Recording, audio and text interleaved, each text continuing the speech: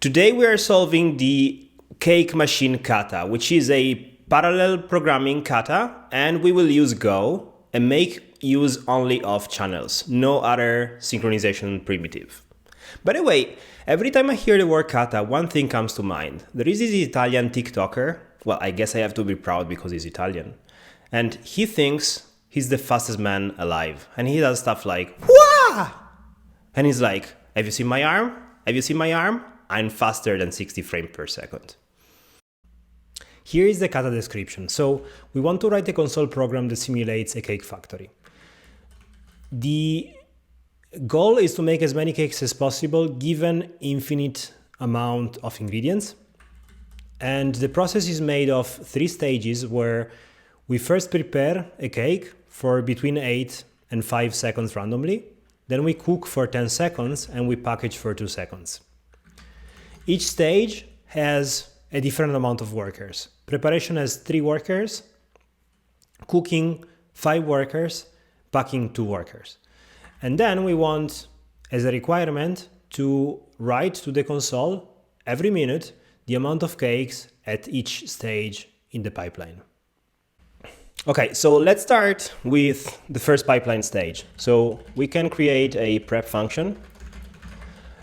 And first of all, we will model this only using channels. So we can say that every time a cake is prepared, we will send an empty struct to this channel that we will return.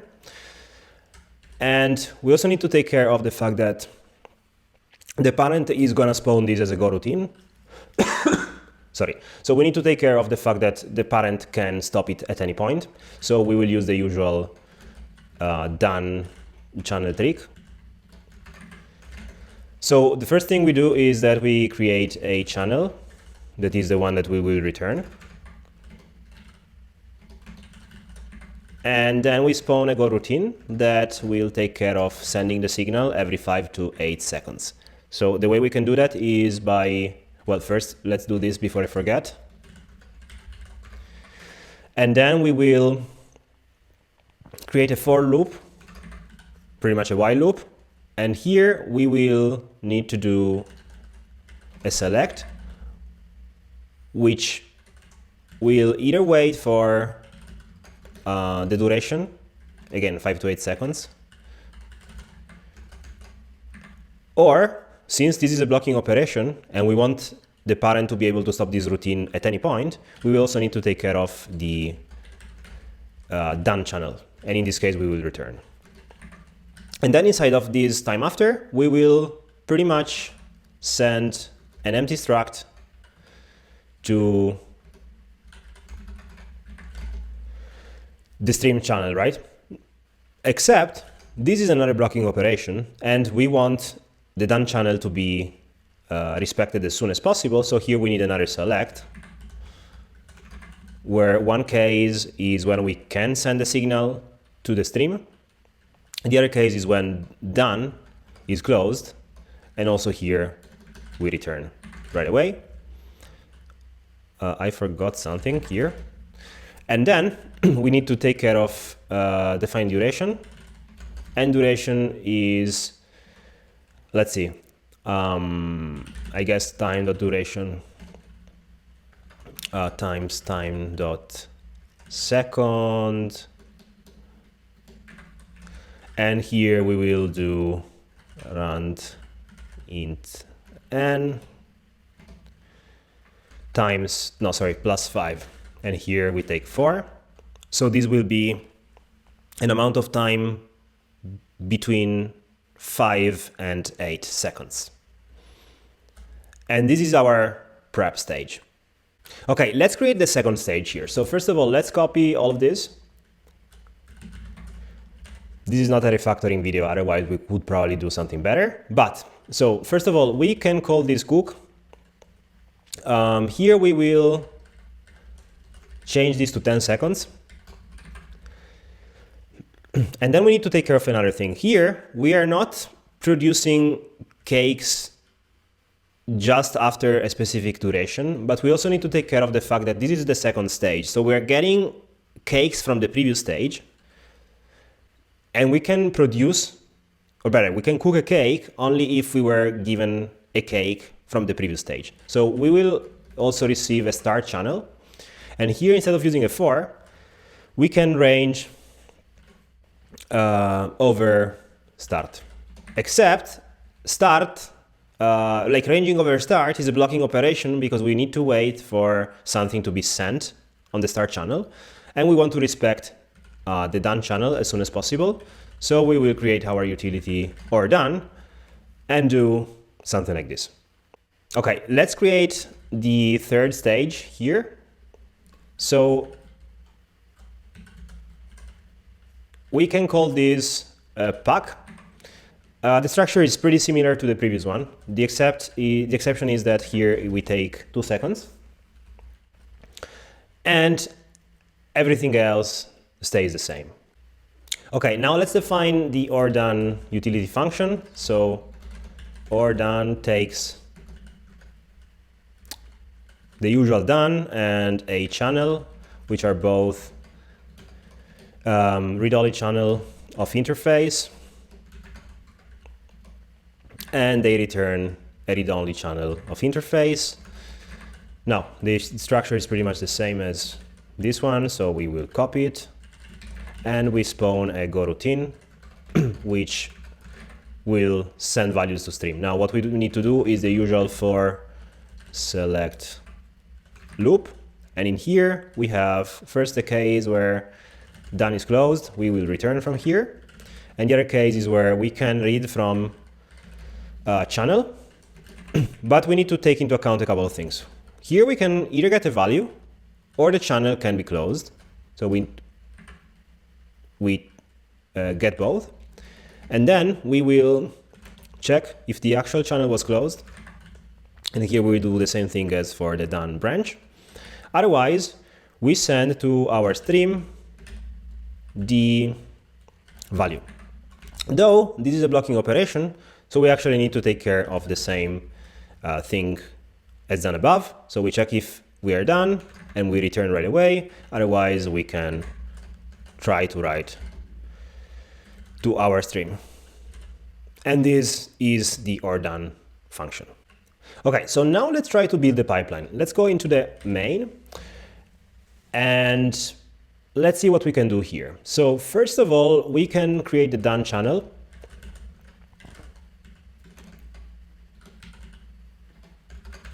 And we can spawn a go routine, which will close the channel, let's say, after 5 minutes. So 5 times time dot minute. And then we can create our pipeline. So the way we do it is that we can get our prep stage from calling prep with done. Then we can create our cook stage by passing done and prep to it. And then we can create our pack stage by passing done and cook to it. And now we can for range over pack and pretty much consume all of this stuff. And maybe let's see.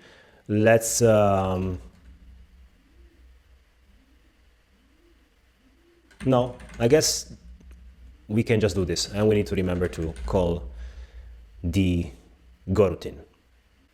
Now, of course, this runs, but it doesn't do anything, right? We have our pipeline running. After 5 minutes, this pipeline will be interrupted. The program will exit, but it's not printing anything, right? So we need to take care of that part. So we want to pick into the channels that are returned by these go routines.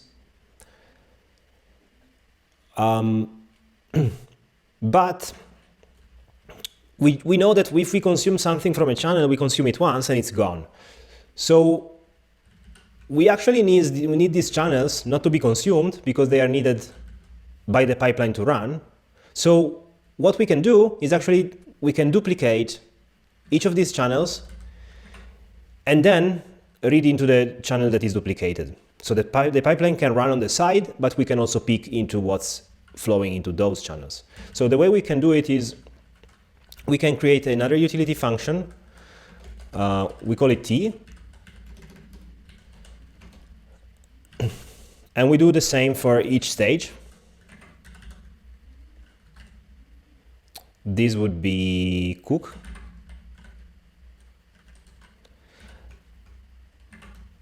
And also for pack.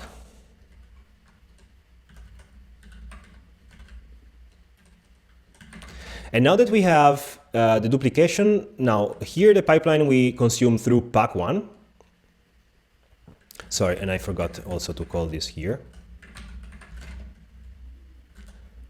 Okay. No.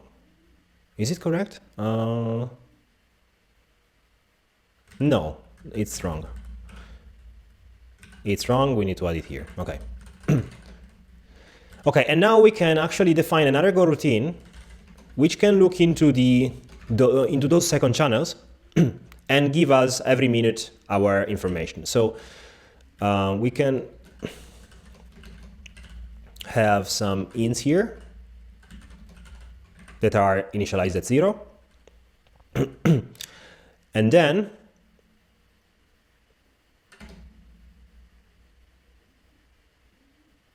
yeah, I guess we can have a for loop that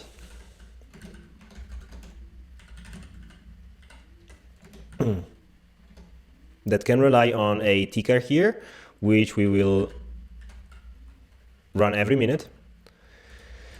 And now here we have a case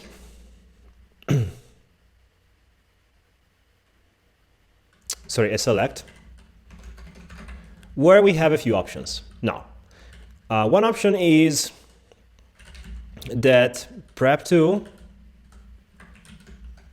gave us something. In this case, we can increase prepped. If cook2, we increase cook. If packed, pack, we increase packed. Packed. Okay, now, then we need to handle, of course, the done channel.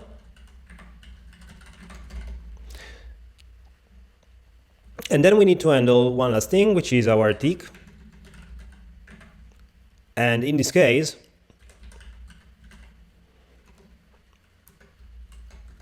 we will printf some stuff, which is prepped, cooked, and packed. And here we will just, do something simple, nothing important, cooked and packed. Okay, now let's define T. Let's do it. Let's actually copy this.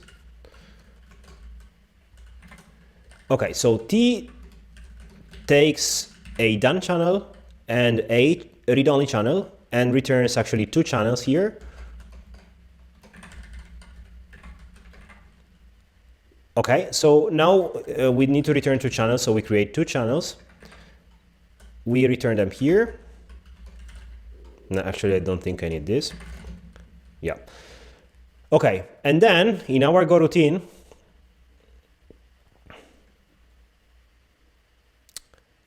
first of all, I forgot here to defer close. I forgot. Okay, so, and actually, let's copy this. So, we can close stream 1 and stream 2. And then here we will do something else, which is we will so we will get a value out of the range or done channel. And then we need to multiplex this value onto stream 1 and stream 2.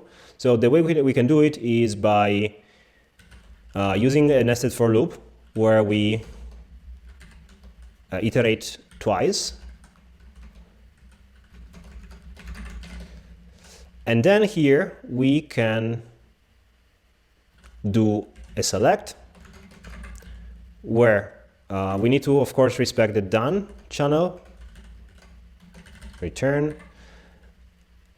and then we need to send one time to stream 1 and one time to stream 2. So the way we do it is, I guess we can create an intermediate variable here,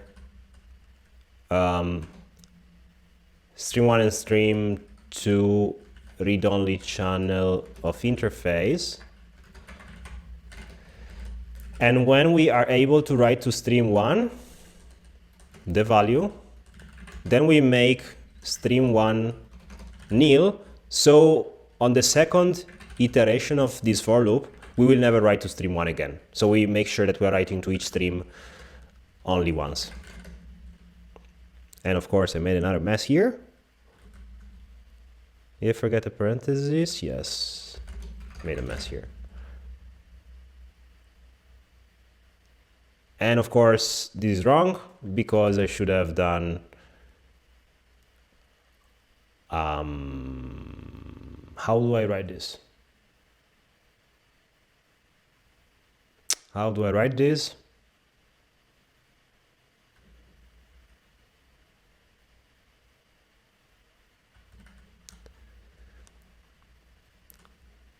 And sorry, this is wrong because we need to set this up to stream 1, and stream 2 is like this. Okay, with the team place, we are done with the serial implementation. Now, let's think about it for a second. So what's happening here is that we have one worker per stage. So that's why we are working serially. Now, we could do something else to make this concurrent, and given the amount of work we have done to build this as a pipeline using channels, this will be pretty easy. So let's do a couple of things. First of all, let's call this serial, and let's invoke it from our main, from here. And then let's create another function. Let's call it parallel. We copy this. Again, don't do this at home. You can refactor it as homework. And let's see what modifications we need to apply for this to be working in parallel. First of all, we want to have, how many workers it was? I think it was 352. Okay, so we want 3 preppers, 5 cooks, and 2 packers, right? So let's start with that. So we have 3 preps, and here we will use we will have 3 channels. So it's a read-only array of read-only chan interface. We will do the same for cooks, but it's 5, and we will do the same for packs, and here it's 2. And then, instead of only having one prep, we will have a for loop starting at 0, this is 3, and here we will fill our preps with this.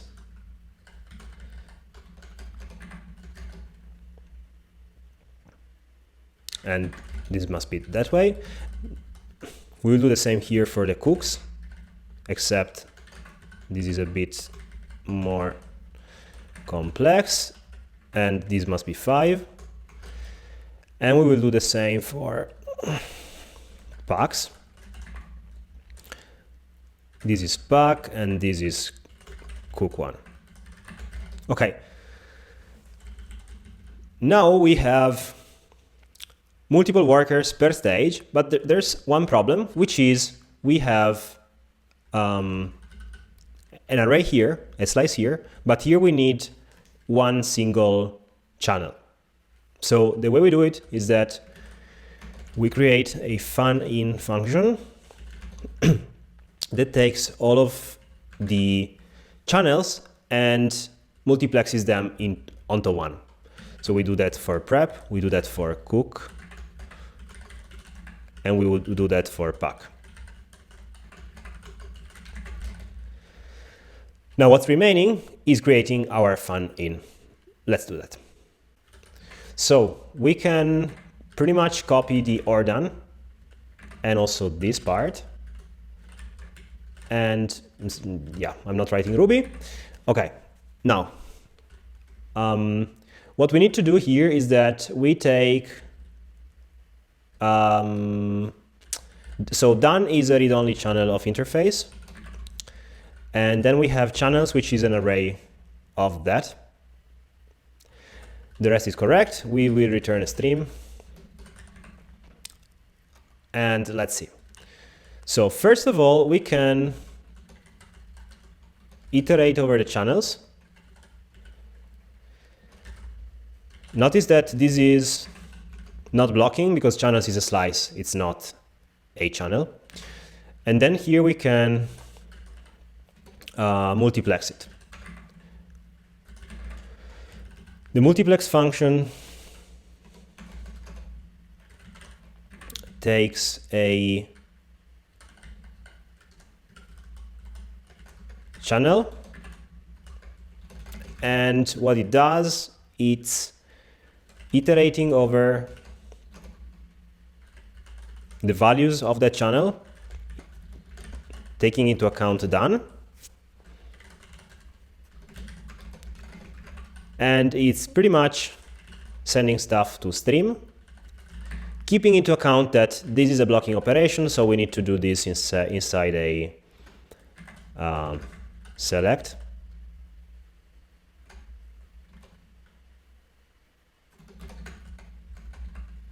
Where we take care of done, right? We still need to close stream, so we can do it here with another coroutine, which will close our stream channel. But we need to close it at the right moment, which is when we are done with all of the multiplexed channels. So what we can do here is using a wait group, we can defer wait group dot done. We can wait group dot add one, and here we will do that when the wait group is finished. And this is our not or done. This is the fun in function. And with that, let's see what are the performance. As you can see here, we got 5 lines, which is the first 5 minutes spent on the serial implementation, and the other 5 lines, again 5 minutes spent on the parallel implementation. And as you can see, we have a 4-ish, 4.5x improvement on the parallel implementation. And that is the cake Machine Kata. We used Go and only channels without any other synchronization primitive. By the way, the repo is in the video description, so please let me know if I could do something better or something different in Go. And yeah, we're done for today.